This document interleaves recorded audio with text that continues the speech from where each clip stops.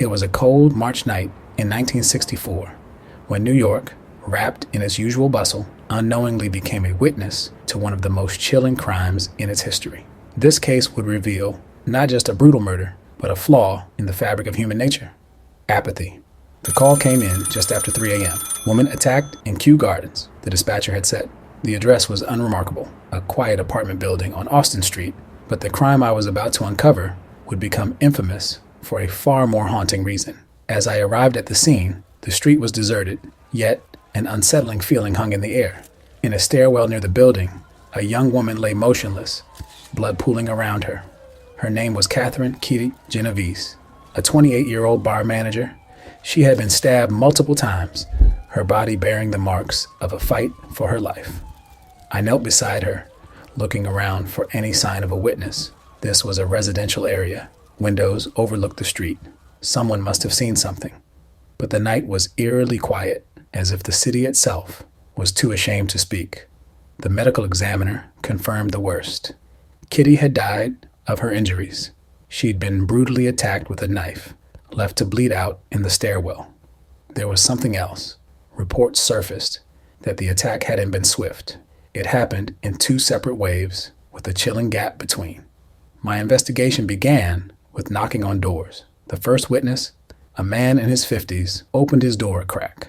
"Yeah, I heard her scream," he admitted, "but I thought it was a lover's quarrel. Didn't want to get involved." He wasn't the only one. Over the next few days, I would learn that dozens of people had heard Kitty's cries for help. Some had even seen part of the attack through their windows. Yet no one had intervened. No one had called the police until it was far too late. Kitty had been attacked near her apartment building entrance. Her assailant had stalked her as she walked home, stabbing her in the back. She screamed, desperate to escape, as lights flickered on in nearby windows. Spooked by the attention, the attacker fled briefly. Kitty, gravely injured, struggled toward safety, but no one came down to help her. Minutes later, the killer returned to finish what he had started. Finding Kitty in the stairwell, he attacked again, this time more savagely. This was when he committed his most despicable acts. He S.A. her and then stabbed her again.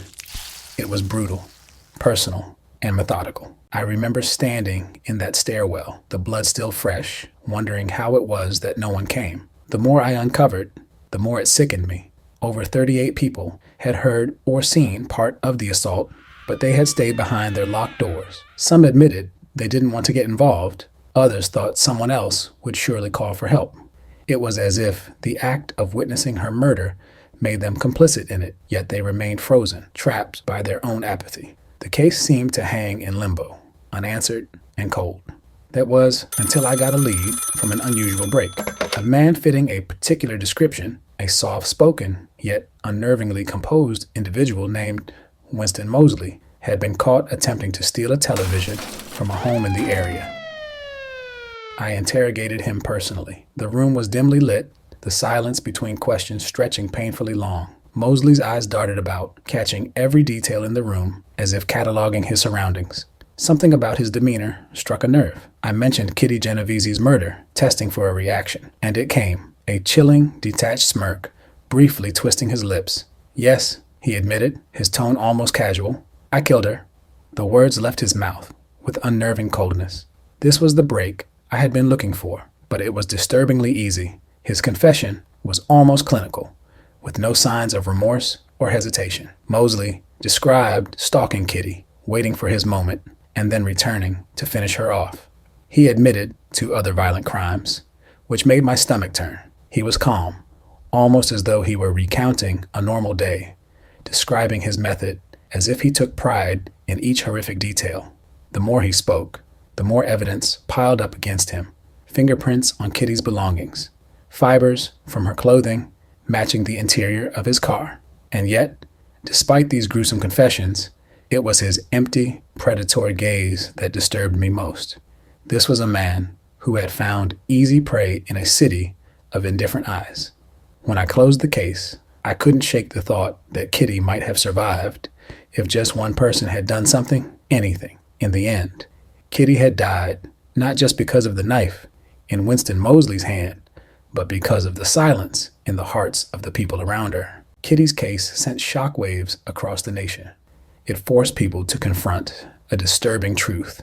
Without a reliable way to contact emergency services, no one felt responsible.